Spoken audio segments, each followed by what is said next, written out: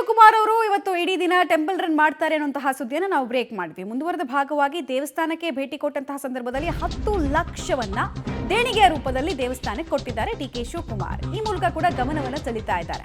ಉಡುಪಿಯ ಕಾಪು ಹೊಸ ಮಾರಿಗುಡಿಗೆ ಡಿಕೆ ಶಿವಕುಮಾರ್ ಅವರು ಭೇಟಿ ಕೊಟ್ಟರು. ಮಾರಿಯಮ್ಮನ ದರ್ಶನವನ್ನ ಕೂಡ ಡಿಸಿಎಂ ಡಿಕೆ ಶಿವಕುಮಾರ್ ಅವರು ಪಡೆದುಕೊಂಡ್ರು.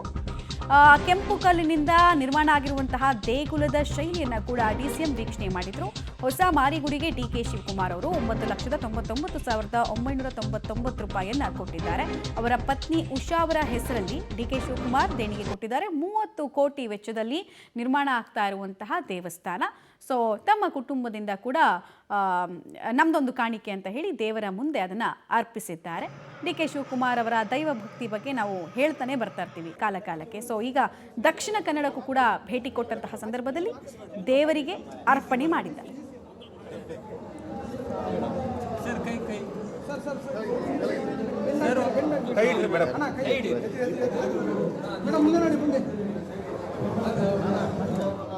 ಯಾವ ಹಣನೂ ಇಲ್ಲದೆ ಬರೀ ಭಕ್ತರು ಸ್ವಇಚ್ಛೆಯಿಂದ ವಾಲಂಟಿಯರ್ ಕೊಟ್ಟು ಇಂಥ ಒಂದು ಕೆಲಸ, ಯಾರು ಶಿಲ್ಪಿ ಕೆಲಸ ಮಾಡಿದ್ದಾರೋ, ಮರದ ಕೆಲಸ ಮಾಡಿದ್ದಾರೋ, ಚಿನ್ನದ ಕೆಲಸ ಮಾಡಿದ್ದಾರೋ, ಕಲ್ಲಿನ ಕೆಲಸ ಮಾಡಿದ್ದಾರೋ,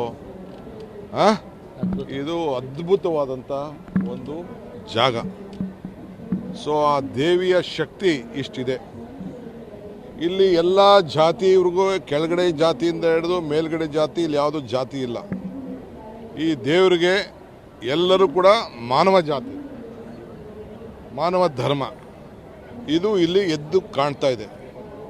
ಸೊ ಮಾನವ ಧರ್ಮಕ್ಕೆ ಜಯವಾಗಲಿ, ಧರ್ಮದಿಂದನೇ ವಿಶ್ವಕ್ಕೆ ಶಾಂತಿ ಅಂತೇಳಿ ನಮ್ಮ ಗುರುಗಳು, ನಾನು ನಂಬಿರುವಂಥ ಗುರುಗಳು ಹೇಳಿದ್ದಾರೆ.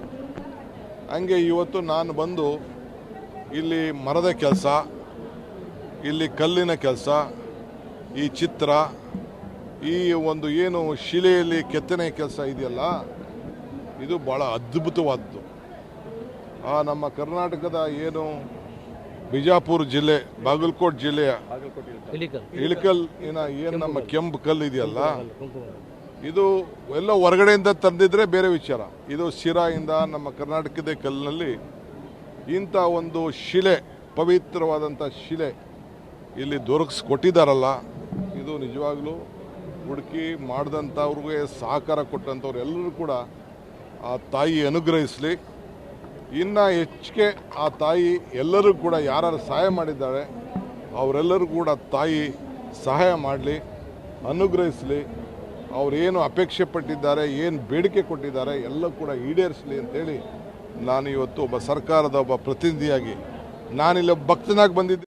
ಬಹಳ ಪವರ್ಫುಲ್ ಕ್ಷೇತ್ರ ಆಗಿರುವಂತಹ ಕಾಪು ಮಾರಿಗುಡಿಗೆ ಭೇಟಿ ಕೊಟ್ಟಂತಹ ಸಂದರ್ಭದಲ್ಲಿ ಹೊಸ ಮಾರಿಗುಡಿಗೆ ಡಿಕೆ ಶಿವಕುಮಾರ್ ಅವರು ಭೇಟಿ ಕೊಟ್ಟು ದೇವಸ್ಥಾನದ ವಿನ್ಯಾಸಕ್ಕೆ ಮಾರು ಹೋಗಿದ್ದಾರೆ. ಕೊಂಡಾಡಿದ್ರು ಅವರು ದೇವಸ್ಥಾನದ ಅದ್ಭುತ ವಾಸ್ತುಶಿಲ್ಪಕ್ಕೆ ಸಂಬಂಧಪಟ್ಟಂತೆ, ಮತ್ತೆ ಆ ದೇಣಿಗೆ ಕೊಟ್ಟಂತಹ ವಿಚಾರದಲ್ಲಿ ಕೂಡ ಹೇಳಿದ್ರು ಅವರು. ರೈಟ್, ಡೀಟೇಲ್ಸ್ ಕೊಡ್ತಾರೆ ದೀಪಕ್ ಜೈನ್. ಹಿಂದುತ್ವಕ್ಕೆ ಸಂಬಂಧಪಟ್ಟಂತೆ ಹೇಗೆ ಹಾರ್ಡ್ ಕೋರ್ ಹಿಂದುತ್ವದ ಕಡೆಗೆ ಡಿಕೆ ಶಿವಕುಮಾರ್ ವಾಲ್ತಾ ಇದ್ದಾರೆ ನೋಡಿದ್ವಿ. ಸೊ ದೇವಸ್ಥಾನಕ್ಕೆ ಬಂದ ಸಂದರ್ಭದಲ್ಲಿ ದೇಣಿಗೆ ಕೂಡ ಕೊಟ್ಟಿದ್ದಾರೆ. ಏನೇನು ವಿಚಾರಗಳನ್ನ ಉಳಿದಂತೆ ಹಂಚಿಕೊಂಡ್ರು? ಹೌದು, ಕಳೆದ 15 ದಿವಸಗಳ ಚರ್ಚೆಗಳಾಗ್ತಾ ಇದೆ ಕುಂಭಮೇಳದ ನಂತರ. ಅದಕ್ಕೆ ಪುಷ್ಟಿ ನೀಡುವಂತ ಮತ್ತು ಮುಂದುವರಿದ ಇದು ಟೆಂಪಲ್ ರನ್ ಅಂತ ಚರ್ಚೆ ಆಗ್ತಾ ಇರುವಂತದ್ದು. ಇವತ್ತು ಕಾಪು ಮಾರಿಗುಡಿಯ ಪ್ರತಿಷ್ಠಾ ಮಹೋತ್ಸವ, ದೇವಿಯನ್ನ ಇವತ್ತು ಚಿನ್ನದ ಗದ್ದಿಗೆಯಲ್ಲಿ ಇಟ್ಟಿರುವಂತದ್ದು. ಹಾಗಾಗಿ ಮೊದಲ ಪ್ರಸಾದ ಅದು ಡಿಕೆ ಶಿವಕುಮಾರ್ ಅವರಿಗೆ ಸಿಕ್ಕಿರುವಂತದ್ದು. ಯಾವಾಗ ಪ್ರತಿಷ್ಠಾಪನೆ ಆಗಿ ಪೂಜೆ ನಡೀತಾ ಇತ್ತಾ, ಇದೇ ಸಂದರ್ಭದಲ್ಲಿ ಡಿಕೆ ಶಿವಕುಮಾರ್ ಅವರು ಈ ಕ್ಷೇತ್ರಕ್ಕೆ ಬಂದಿರುವಂತದ್ದು. ಹಾಗಾಗಿ ಮೊದಲ ಪ್ರಸಾದ ಅವರಿಗೆ ಸಲ್ಲಿಕೆಯಾಗಿದೆ. ಈ ವಿಚಾರ ವೇದಿಕೆಯಲ್ಲಿ ಕೂಡ ಚರ್ಚೆ ಆಗಿರುವಂತದ್ದು. ಮತ್ತು ಅವರು ಮುಂದಿನ ದಿನಗಳಲ್ಲಿ ಅವರಿಗೆ ಹೆಚ್ಚಿನ ಶಕ್ತಿಯನ್ನ ಸೇವೆ ಮಾಡ್ಲಿಕ್ಕೆ ಕೊಡ್ಲಿ ಅನ್ನುವಂತ ಕೆಲವು ಇಂಡೈರೆಕ್ಟ್ ಮಾತುಗಳು ಇಲ್ಲಿ ಆಶೀರ್ವಾದ ರೂಪದಲ್ಲಿ ಸಿಕ್ಕಿದೆ. ಅದರ ಜೊತೆಗೆ ಜನಕ್ಕೂ ಕೂಡ ಆಶೀರ್ವಾದ ಸಿಗ್ಲಿ ಮತ್ತು ನನ್ನ ಮುಂದಿನ ಸೇವೆಯೂ ಕೂಡ ಇದು ಆಶೀರ್ವಾದ ಮತ್ತೊಂದು ದೊಡ್ಡ ಶಕ್ತಿ ಅನ್ನೋ ಮಾತನ್ನ ಡಿಕೆ ಶಿವಕುಮಾರ್ ಅವರು ಈ ಸ್ಥಳದಲ್ಲಿ ಭಾಷಣದ ರೂಪದಲ್ಲಿ ಹೇಳಿದ್ದಾರೆ. ಅದರ ಜೊತೆಗೆ ಭಕ್ತ ಮತ್ತೆ ಇಲ್ಲಿ ದೇವರ ನಡುವೆ ವ್ಯವಹಾರ ನಡೆಯುವ ಸ್ಥಳ ಇದಾಗಿರೋದ್ರಿಂದ ನಾವು ಧರ್ಮ ಕಾರ್ಯದಲ್ಲಿ ನಡೀತೇವೆ, ತಾವಿ ಚಾಮುಂಡೇಶ್ವರಿಯ ಸೇವೆಯನ್ನ ಮಾಡ್ಕೊಂಡ್ ಬಂದಿದ್ದೇನೆ ಮತ್ತು ಮುಂದಿನ ದಿನಗಳಲ್ಲಿ ಈ ಕ್ಷೇತ್ರಕ್ಕೂ ನನ್ನ ಸೇವೆ ಇದೆ ಅನ್ನುವಂತ ಮಾತುಗಳನ್ನ ಇಲ್ಲಿ ಶಿವಕುಮಾರ್ ಆಡಿರುವಂತದ್ದು.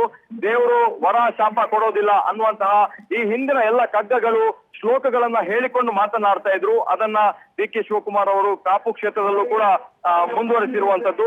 ಹಾಗಾಗಿ ಒಟ್ಟು ಡಿ ಕೆ ಶಿವಕುಮಾರ್ ಅವರ ಒಂದು ಆಗಮನ ಇದೆ, ಅದು ಬಹಳಷ್ಟು ಚರ್ಚೆಗೆ ಕಾರಣ ಆಗ್ತಾ ಇತ್ತು, ಅವರ ಧಾರ್ಮಿಕ ಪ್ರವಾಸದ ಮುಂದುವರಿದ ಭಾಗ ಅನ್ನುವಂಥದ್ದು. ಹಾಗಾಗಿ ಇವತ್ತು ಕೂಡ ಕ್ಷೇತ್ರಕ್ಕೆ ಬಂದಿರುವಂತಹ ಸಂದರ್ಭದಲ್ಲಿ ಸ್ಥಳೀಯ ಬಿಜೆಪಿ ಶಾಸಕ ಗುರುಮೇಶ್ ಸುರೇಶ್ ಶೆಟ್ಟಿ ಅವರೇ ಈ ಸಂದರ್ಭದಲ್ಲಿ ಅವರಿಗೆ ಒಂದು ವಿಶೇಷವಾದ ಒಂದು ಪ್ರಸಾದವನ್ನು ನೀಡಿದಂತ ಸಂದರ್ಭದಲ್ಲಿ ಅವರ ಮುಂದಿನ ಸೇವೆಗಳಿಗೆ ಶಕ್ತಿ ಕೊಡ್ಲಿ ಅನ್ನುವಂತ ಮಾತುಗಳನ್ನ ಆಡಿದ್ದಾರೆ. ಮಮತಾ. ಧನ್ಯವಾದ ದೀಪಕ್ ಜೈನ್ ತಮ್ಮೆಲ್ಲ ಮಾಹಿತಿಗಾಗಿ.